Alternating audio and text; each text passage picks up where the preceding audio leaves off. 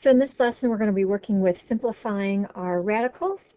And remember, we always try to find the largest perfect square factor when we are working with the radicals. So we look at our perfect square factor list, and on your previous slide, you have 3 links with different organizers to help you.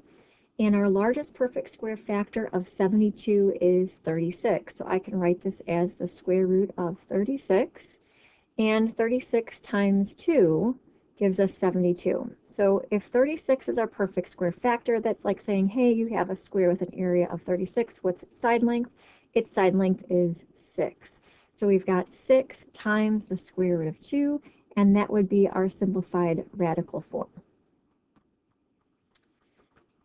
As we look at our next problem, we have the square root of 18. And again, you want to ask yourself, what's the largest square root factor possible? So our largest square root factor of 18 would be 9. So we could write this as the square root of 9. And 9 times 2 is 18. Well, if you have a square with an area of 9, what's its side length? That would be 3. So we have 3 times the square root of 2.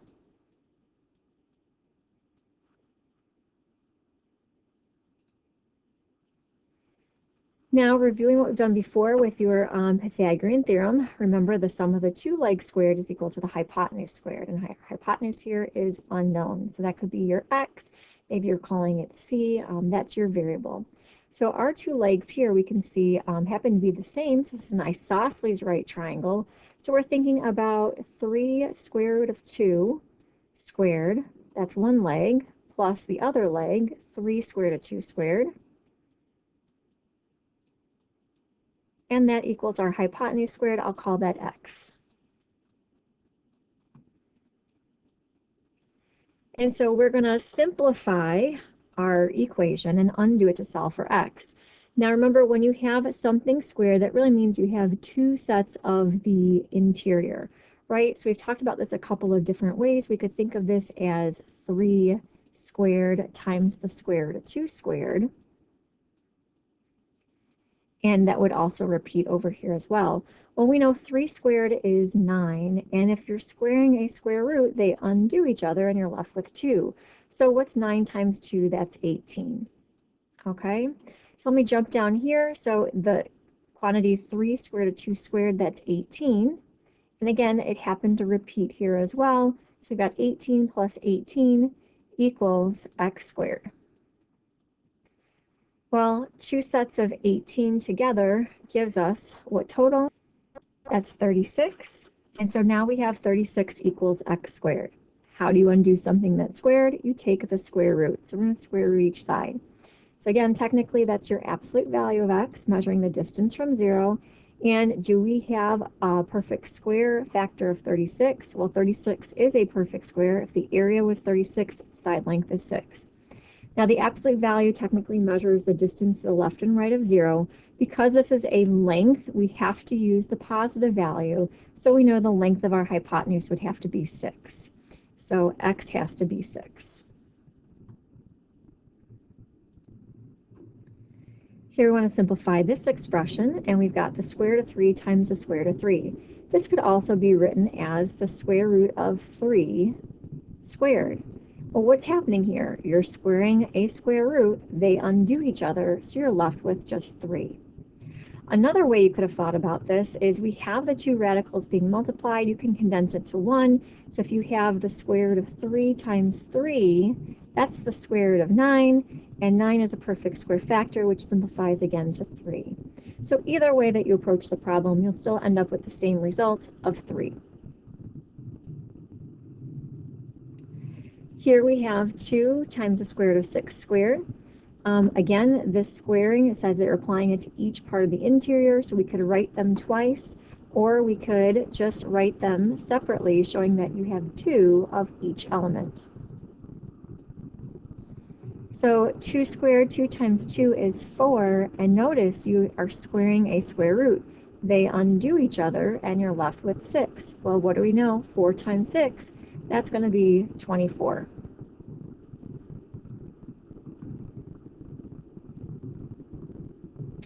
Now we've got the square root of 2 times the square root of 4. One option is to write them as 1. So we could write it as the radical of 2 times 4, which is the radical 8. And we could think about any perfect square factors that exist. Well, that would be your 4 and your 2. So again, you're kind of coming back to where you were here.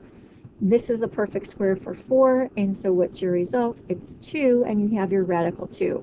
Again, we typically write the numbers on the exterior of the radical in the front, and so we would have 2 square roots of 2.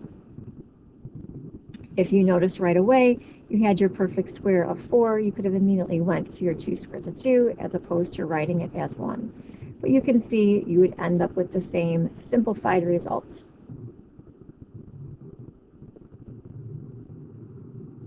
Now we have 6 divided by the square root of 10. And 10 is not a perfect square, nor does it have any perfect square factors. So we know we're not supposed to have radicals in the denominator. We need to multiply by a useful form of 1, so we no longer have the radical in the denominator. So we're going to multiply by the square root of 10 over the square root of 10. So what does that leave us with? We've got 6 times the square root of 10 in the numerator over 2 square roots of 10s being multiplied in the denominator. So I just condensed it into 1 to the power of 2. Well, remember, if you're squaring a square root, they undo each other. So we'll have 10 in the denominator, and we've got 6 square roots of 10 in the numerator. So we no longer have the square root in the denominator, which is good. Now we're going to look to see, do we have any common factors we can divide out from both the numerator and the denominator? Well, if I have a 6 in the numerator and a 10 in the denominator, they both have a common factor of 2 I can divide out. So 6 divided by 2 is 3, and 10 divided by 2 is 5. So my final answer should be 3 square roots of 10 divided by 5. Let's try another one. Here we have 48 divided by the square root of 6. And again, we have that problem with the radical in the denominator. So we want to multiply by a useful form of 1 to undo that. So we'll multiply by the square root of 6 divided by the square root of 6. Again, that's a value of 1. So we're dividing out the same factor here. And so what do? Well, we multiply across. So we've got 48 times the square root of 6 in the numerator. And notice in the denominator you have the square root of 6 times the square root of 6, which we could write as the square root of 6 squared. Now here we're squaring a square root and they undo, so we now have 48, if I go to the right here, square root of 6 divided by 6. And again, we're looking to see, do we have any common factors we can divide out? Well, 48 and 6 both have a common factor of 6. So if I divide out 6 from 48, we'd have 8. And 6 divided by 6 is 1. What are we left with? 8 times the square root of 6. And we know that 6 has no common factors, so we are fully simplified with 8 square roots of 6. Now we've got 4 divided by the square root of 2. Again, the radical in the denominator is causing issues, so we're going to multiply by the useful form of 1, which would be the square root of 2 over square root of 2. In our numerator, now we've got 4 square roots of 2, and what's happening in the denominator? You've got square root of 2 times square root of 2, which is also the square root of 2 squared. In the denominator, notice how you're squaring a square root. They undo each other. So we have 2 now in the denominator and 4 square roots of 2 in the numerator. We're going to look to see, do we have any common factors we can divide out? Yes, we do. 4, we can divide out a 2 from that, and same thing with 2. So what are we left with? 2 square roots of 2. Now we've got 20 divided by the square root of 2, and again, we can't have a radical in the denominator, so we're going to multiply by a useful form of 1. For this problem, that would be the square root of 2 over the square root of 2.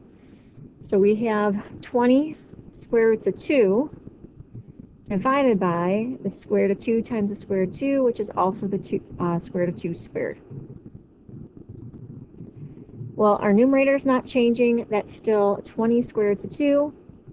What's happening in the denominator? Those will undo, so you have 2. And now you're looking to see, do you have any greatest common factors that will divide out? And we do. 20 is divisible by 2, so we have 10. 2 divisible by 2, so you've got a 1 in the denominator. That leaves you with 10 times the square root of 2.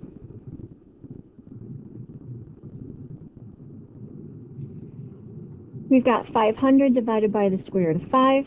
Again, we need to multiply by a useful form of 1. So for this problem, that would be the square root of 5 divided by the square root of 5. So what do we have? We've got 500 times the square root of 5 in the numerator. Now in the denominator, remember you've got the square root of 5 times the square root of 5, or the square root of 5 squared, which means you're left with just 5. So I'm skipping that step for this problem because I've written it for the other ones. We're going to be looking again here. Do we have any common factors we can divide out? Yes, we can divide out 5 from 500, so you're left with 100. I can divide out 5 from 5, which is 1, so we're left with 100 times the square root of 5. So that's recapping your practice problems for your learning task 8.7, working with simplifying your radicals and rationalizing the denominator. And we'll do more practice with this again in our next lesson.